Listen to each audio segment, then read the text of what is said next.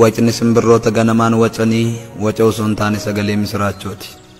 Halkan sodaachisaa sanii mo'amanii iddoo ciisanitti kan hafan osoo lakkoofne hammam ta'u laata. Guyyaan kun itti gabaabbattee osoo booriin arga jedhanii kan abdiin bishaan jalaa taate baay'eedha. Kanaaf anis sagaleen simbirroo ganamaa waca miti misiraachoodha kan hin jedheef. Guyyaa misiraachoo kana kan argan warreen carrooman qofa. Egaa sagalee misiraachoo kana haadha manaa isaa waliin qooddachuuf warreen carrooman keessaa tokko Beekaadha. Beekaan haadha manaa bareedduu qaba. Siifan jedhamti. Waa'ee bareedina ishee tokko naasuuf yeroo nuun hanga'u. Kanaaf baay'ee bareeddi jedhee yoom bira darbe kan itti xiqqaatu yoo ta'e malee ittiin baay'atu. Beekaan Addaam siifan immoo Hewaan ta'uun qaama tokko erga ta'anii reefu waggaa guutu. Inni isheenii kunuunsata, isheen isa ni mararsiifatti. Jaalalli isaa waliif qaban ana isa nama ta'e miti hafti lafaayyuu ragaanii ba'uuf. Inni ishee malee, isheen immoo isa malee daqiiqaa muraasaaf iyyuu wal malee waan jiraatan hin fakkaatu. Haa ta'u malee gaa jiraachuuf nyaachuun dirqama uumamaati. Nyaachuuf immoo hojiin barbaachisaadha. Waaqnis hojjedhuutii gatii dafqa kee nyaadhu jedheera mitiiree. Kan hin dafqine nyaatiin kan jedheessisuma. Beekaan nama hojiiti. Hojiis baay'ee jaallata. Hojii isaas jaalalaan hojjeta. Hojiin kunuunsa barbaaddi. Kan seeraan kunuunsee qabeef gammachuu laatti. Namni Waaqayyo qabaa waan hundaa beeka kan jedhameefis kanaafi. Wanti hunduu qabaa barbaada. Sanyii facaaste itti aramtee yoo kunuunsa barbaachisaa gooteef firiin ati argattu guddaadha. Ingirdaada facaasanii xaafii naammadhaan hin jiru. Waanuma kaleessa facaasnetu har'a immoo biqilee agarra. Facaastee isa facaaste hammachuun immoo dirqama uumamaati. Jaallattus jibbitus isa facaaste hammachuun hin ooluutii isa facaastu ilaalaa facaase boora akka hammannaa irratti sin dhimneef. Sammuun hojii hojjechaa olee nyaataan humnooma. Yeroo laaqanaas geesseetti. Beekaa fi siifan immoo qaama tokko akkamiin gargar ba'anii maaddii garagaraatti dhiyaatan ree. Kanaaf siifanis bareeddee abbaa manaa ishee simboo qabeessa waliin laaqana nyaachuuf kan waajjira isaatti argamteef.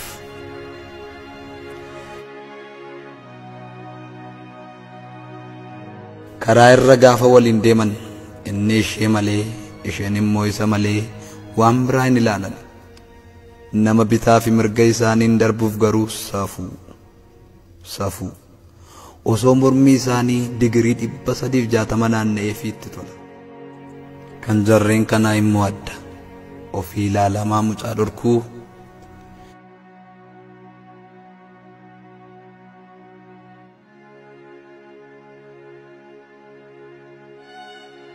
Fuula isaanii irraa gammachuutu mul'ata.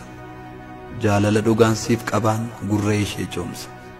Takka rifeensa mataa ishee qabaa, takka immoo harka ishee dhungataa. Ani dhugaa sin jaalladha ittiin jedha. Akka jaalala afaaniin dubbannuuf jaalalli osoo akkas ta'ee silaa yoona amaatis kan ganama lubni eebbisee wal fuusisee galgalli tokko isaan hin darbin. Kun kan koot, kun kan isheet. Akkuma eebbistanii wal nu fuusistan eebbisaa gargar nu baasa in jedhan ture. Jaalala fixeensa kan ganama mul'ate galgala badu. Warreen kun hiriyoota. Jaalalli isaanii kan daangaa ce'e miti. Dhiirri durbaaf abbaa manaa malee, durbis dhiiraaf haadha manaa malee hin taatu eenyutu jedhee. Dhugaadha hiriyyaa gaariis waliif ta'uu danda'u. Kan dubbiin dabe erga beekaa fi siifan ol seenaniiti. Inni sin jaalladha, ani siin du'a, si malee jireenyi koo duwwaadha jechaa ture. Amma Hewaan haaraa argee bareedinni kan ishee isa bira ta'aa jirtu irraa kan reef dhuftee ol seentutu itti mul'ate. Kan isa cinaa teessurra kan halaalaa, kan fuuldura isaa jirturra ishee duuba isaa jirtu. Kun dhuguma amma jaalalaayi yoo dhukkubate malee. Namni hundis immoo tokko jechuun rakkisaadha. Kan waan argan ajaa'ibsiifatanii dinqisiifannaa isaanii ibsatanis immoo jiru.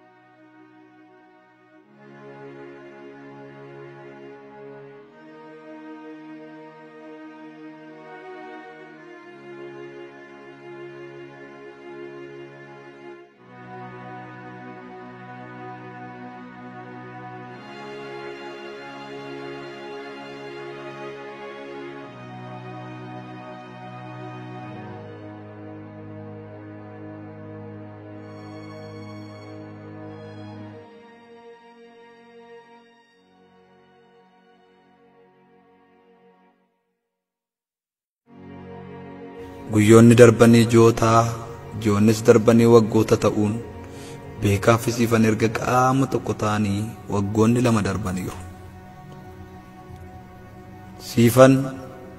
Siifan ishee waggaa lama dura turte miti. Bareedinni ishee sun jalaa badeera. Wanti isheen itti boontu tokkoyyuu hin jiru. Fuulli ishee ijaan waan tolu miti. Kana kan boqonnaa ishee dhoowwe. Fuula abbaa manaa ishee dura dhaabbachuun saalfiitti ta'eera. Akka durii maaddii tokko irratti nyaachuu miti. Ol jettee fuula isaa laaluuyyuu qaaneffatteetti. Kan duraan daqiiqaa maafillee isarraa adda ba'uu hin barbaanne amma ija isaa baqachuu ta'e hojiin ishee.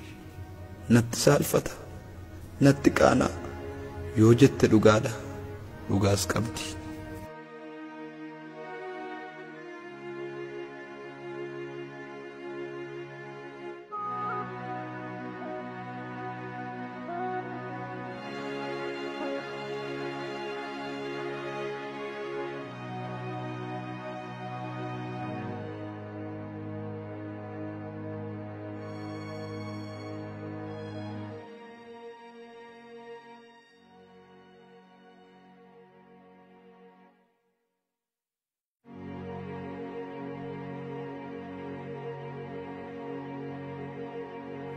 Kanaaf kaleessa keessa jiraachuuf halkaniif guyyaa kana hawwitu.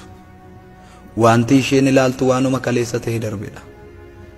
Kadhattee hin deebistu, boossees hin argattu. Qarshiin addunyaa kanaa hundi kaleessa takkaa darbe deebisee fiduuf humna hin qabu. Kun dhugaadha. Eenyullee jijjiiruu hin danda'u.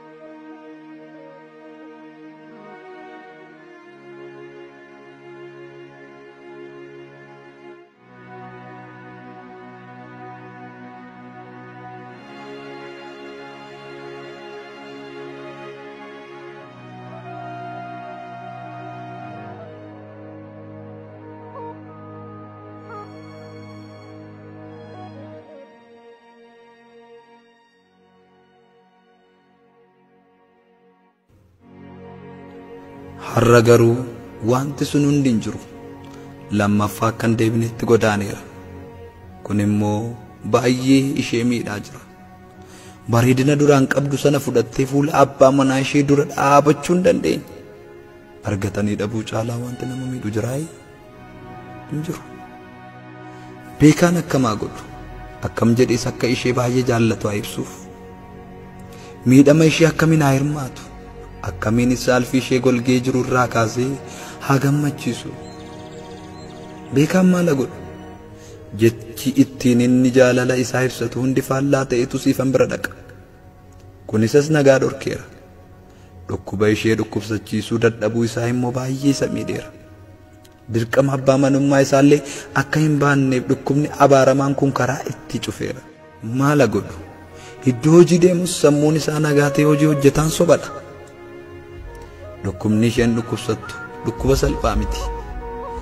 Namni yeroo nuun dhukkubsannu yaalii nu taasisee qorichas nuuf laatu. Garuu immoo dhukkuba akka kaansariif waan gochuu danda'u akka hin jirree fi yeroo ishee fafutti gammachuun akka jiraattee dabartu godhi jechuu caalaa wanti abdii nama kutachiisu hin jiru. Amalli dhukkuba kaansarii yeroo du'atti dhiyaattu mallattoo agarsiisuu eegala. Kan siifanis kanuma ture.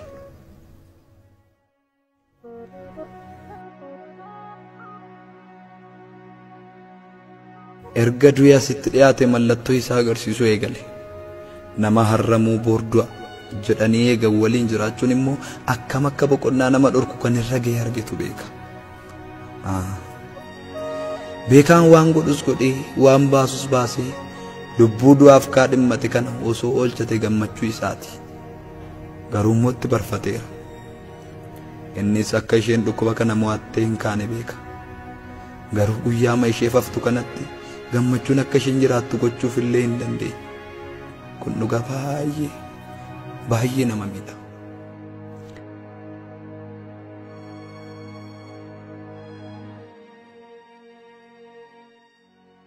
Beekaan haadha manaa isaa teessee du'a eeggattu manatti dhiisee dirqamni hojii guddaan itti kennamnaan deeme.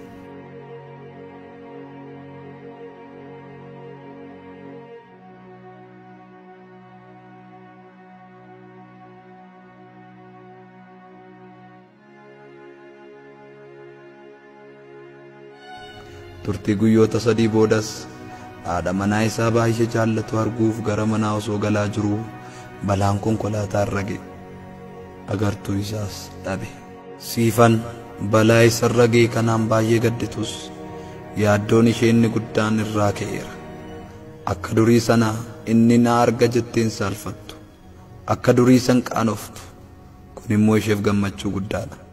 Yeroo qubaan lakkaa'amtu hafte kana keessatti isaaf ija taatee jirti.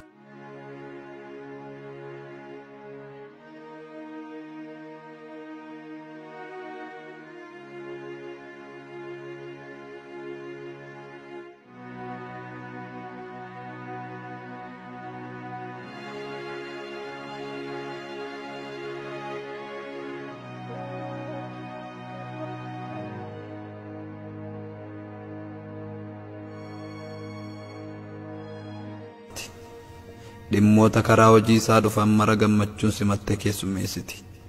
Ija abbaa manaa ishee ta'uunis xalayaa karaa waajjiraa dhufan ni dubbistiif. Akka inni hojii isaa haala salphaan hojjetuuf ija taateettiif. Dhugaa waa dhabuu keessaa gammachuu guddaan akka jiru hubachuuf kun qofti gahaadha. Jaalalli isaanii waggoota darbaniif jalaa cooligaa ture amma lubbuun itti deebi'ee haala ajaa'ibsiisaa ta'een marguutti jira. Jaalalli isaanii kan durii san caalee yoon jedhe nan sobsiisu. Siifan isaaf ija taatee macaafa qulqulluus dubbisuuf eegalteetti. Kutaa isheen isaaf dubbisuuf filattees macaafa Iyyoob ture. Obsi waan hundaaf bu'uura. Obsinaan waan hundaa boojita. Obsa dhabnaan garba taata. Obsinaan wanta sirrii yeroo sirriitti argatta. Obsa dhabnaan waanuma sirrii ta'e osoo jiruu iyyuu yeroo isaa malee argatte ittiin cabdee hafta. Obsi waan hundumaaf yeroo isaatti deebii sirrii kenna. Ati yoo obsa qabaatte waan barbaadde ni argatta. Obsa dhabnaan garuu waan hundaa dhabda. Obsa booda abdii guddaatu jira.